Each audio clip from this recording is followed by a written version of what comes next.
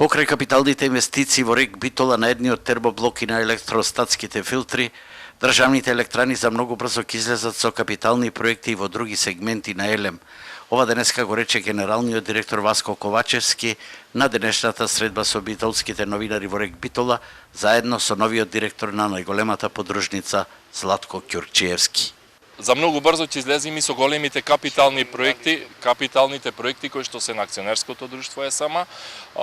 Тоа се фотоволтаиците кои што треба да се инсталираат во Осломеј, ветерниците на паркот Богданци 2 и отпочнување на веќе постапка за физибилити студија и проектна документација за Чебре. РЕК Битола во наредниот период покрај еколошките аспекти за намалување PM10 частичките, веќе ги заокружува активностите околу процедурите за добивање на еколошка интегрирана дозвола, која според европските стандарди целосно ќе ги исполни сите услови до 2026 година, рече новиот директор на РЕК Битола.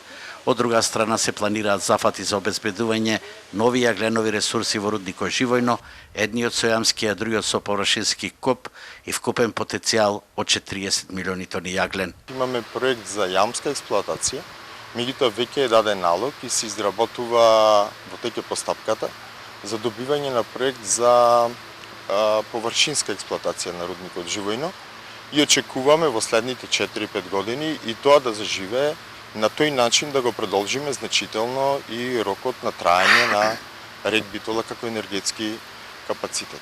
РЕК Битола оствари стабилно производство од 2000 гигават часови на струја или 114% над планот и во таа насока ќе се движи на тамошното производство, беше речено на денешниот прес.